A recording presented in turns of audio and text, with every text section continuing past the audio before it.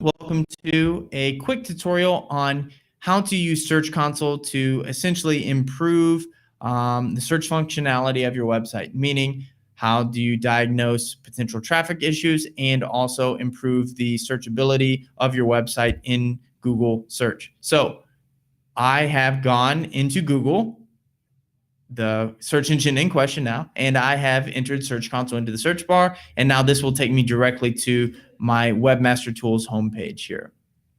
So you can see I have multiple properties in here, and we're just going to go to blog.azoic, the blog that I manage here at Azoic. And so now I'm inside here and I can see some of my search analytics. There is a new Search Console as well as an old one. We are looking at quote unquote old Search Console now, which is currently in the process of being kind of folded into the new one. We'll take a look at the new one here. You can see here it's got a little different UI. In terms of performance, you can see a little bit more granular detail about things like CTR, total impressions, your average position inside of search results. And so this gives you some really nice information around your queries that people are searching to find your website, the pages that are associated with those queries, the countries in which they are being found, the device types that people are using, and also what types of search appearances are taking place. And you can obviously modify your date ranges here to get this data. And you can also look at if you want to look at images, video, or web. And this is a really great tool to basically figure out essentially how our clicks, those are essentially visits to your site, affected by potential changes that you've had.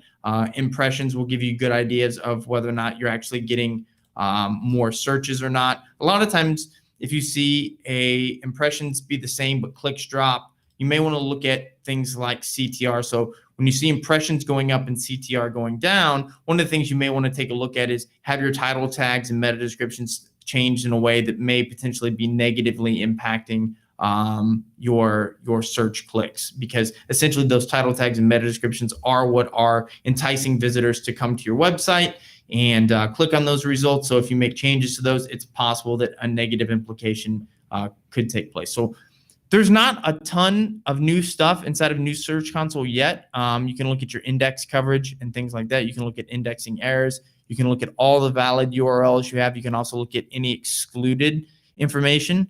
So it's always good to know what maybe is being excluded from being crawled from Google on your site, as well as what is valid, and then also looking at your errors.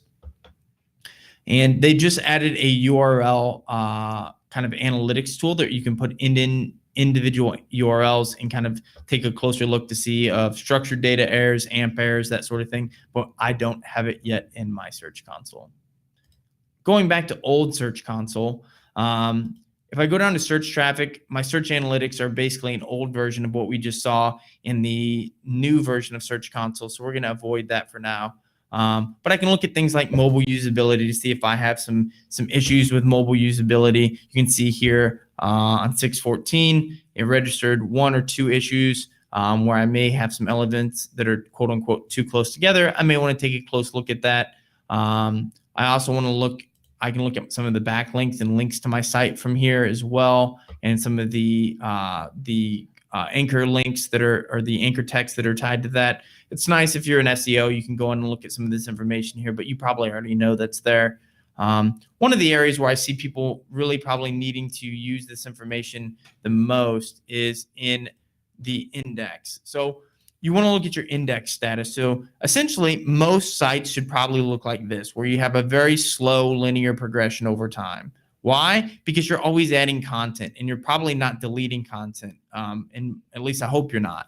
And so this is what this should look like. If you start seeing a lot of volatility in this, where lots of pages are being indexed or not indexed, more specifically, you usually have some kind of error that's taking place. And so if you have an organic traffic drop or search traffic drop, a lot of times that is due to the fact that some of your pages have been de-indexed, and usually there's a singular date that's associated with that, and you can go in and then identify specifically what happened around that time period that maybe caused your pages to be de-indexed.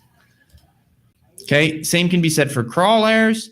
A lot of times you may make changes to your page that could cause an abundance of crawl errors. This means something is being blocked by Google, or they're unable to crawl certain portions of your site. Again, you update the theme of a WordPress website, or you add some additional plugins or extensions or new widgets or code or JavaScript. All of those things can potentially negatively impact this. And so you should always be health checking this type of information.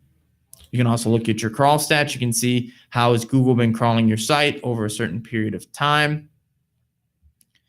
You can also test your robots.txt file.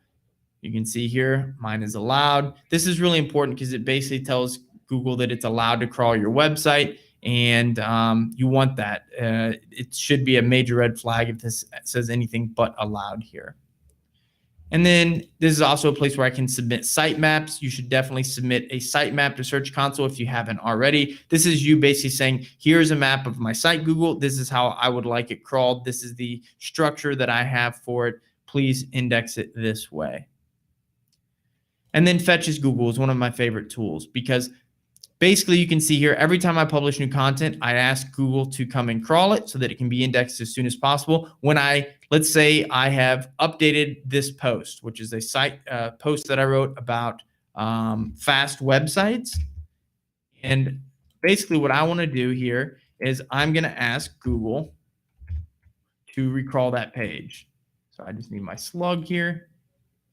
I'm going to copy that. And this is essentially what you're going to do is you're just going to copy this slug, paste it right in here. I don't need that backslash. And then I say, Google, fetch. Like a dog, Google goes out into the internet and they fetch it up for me. And now I can go over here to request indexing.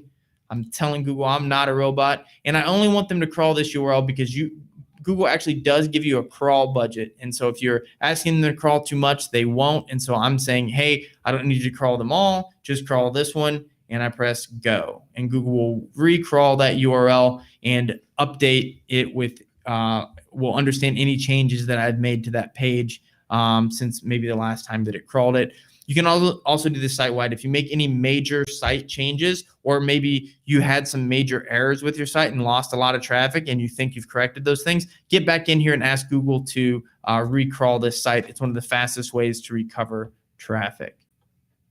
And so one of the last things that I'm going to point out here is, and I talk about this a lot, is this ad experiences report. And I can't take you in any deeper here because there are no ads showing on this particular site. But if you're ever concerned about your ads and how they may be negatively impacting your search traffic, or even Google's better ad standards policies, you can go in here and you can go to mobile, desktop. You can see again, my Google has not given me an ad experience report for this site yet because there are no ads on it. I can also look at my abusive experiences, and Google will ask me to pick my property here. I can go down, add a property, and you can see here this one's not reviewed. If it is reviewed and you do have penalties, Google will tell you. So if you ever hear people talking about, oh, I think the ads are negatively impacting my search traffic, they could be, because they could be affecting user experience. But if they are directly something that Google is penalizing you for or affecting your ad rates for, you will see it here in the abusive experiences report under web tools inside of Search Console. And so hopefully that's given you a quick tour of Search Console and all the great things you can do inside of it to diagnose traffic errors and also improve the searchability of your website. Thank you very much.